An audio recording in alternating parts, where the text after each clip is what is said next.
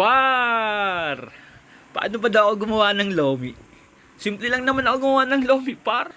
Ginigisa ko lang naman par yung sibuyas at saka bawang, par. Tapos nagsasakuntsa ako par ng karne. Giniling pala par ang ginamit ko. Sinangkuntsa ko lang ng bahagya, par.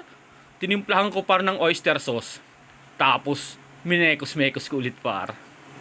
Napakadaling gawin lang nito, par.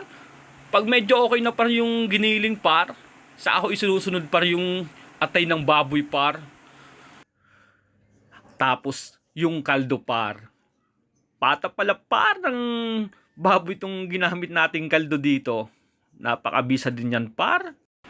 Pagkulo niyan, par, nimplahan ko par ng paminta at saka pork cubes, toyo, patis at saka seasoning, par. Saka ko isunod par yung Mickey.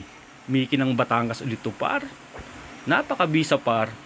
Papakuluin mo lang yan, par. Saka mo isunod par yung pampalapot. Binanaw na kasaba to, par. Haluin mo lang na magpantayan, par. Saka mo isunod par ang binatin ng itlog. Napakasarap niyan, par. Sarap din pang ulam nga niyan, par. Pwede mo din isang palang monay dyan, par. Napakatibay din, par.